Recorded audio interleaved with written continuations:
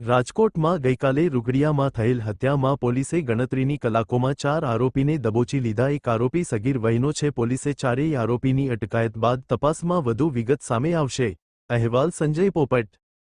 ગઈકાલે તારીખ 27/7/2026ના રોજ પ્રનગર પોલીસ સ્ટેશન વિસ્તારની હદના રૂખડિયા પાસે તેમાં બપોરના 2:30 વાગ્યાના અરસામાં આ કામે મરણ જનાર ઉમંગભાઈ રણજીતભાઈ જે છે તેઓ પોતાના ઘરે હાજર હતા। ત્યારે આ કામના આરોપી નજીરભાઈ ઉર્ફે ઘેટી તેઓ મરણ જનાર ઉમંગભાઈના ઘરે ગયેલા અને તેઓને ચા પીવાનું કહી અને ચાલ ચા પીવા જઈએ એમ કહીને એને પોતાની સાથે લઈ ગયેલા।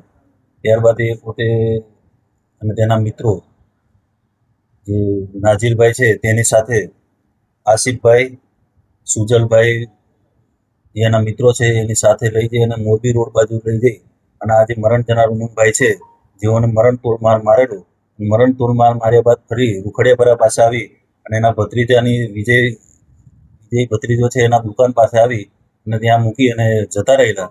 ત્યારબાદ આ મરણ જનાર ઉમંગભાઈ જે છે તેઓને ત્યાં આગળ મરણતોલ હાલતમાં પડેલો હોય એને તાત્કાલિક હોસ્પિટલ ખાતે લઈ જવામાં આવેલો, પણ હોસ્પિટલ ખાતે તેઓનું મરણ જાહેર કરેલું।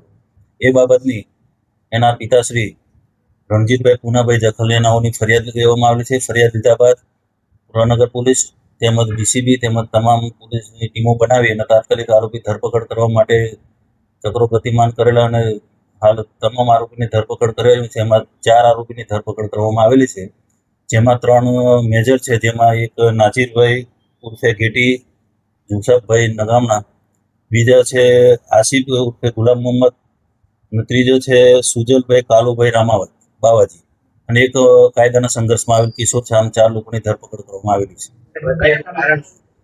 હાલ અત્યારે કારણ જાણવા મળ્યા મુજબ જે આ કામના આરોપી જે નજીરભાઈ છે તેઓની બેન સાથે આ મરણ જનાર ઉમંગને કોઈ સંબંધ હોય તેમજ તેની સાથે વાતચીત કરતો હોય અને તેના ફોનમાં વાતચીત કરતો એવી વેમ શંકા રાખી અને બનાવ બનેલાનું હાલ જાણવા મળે છે।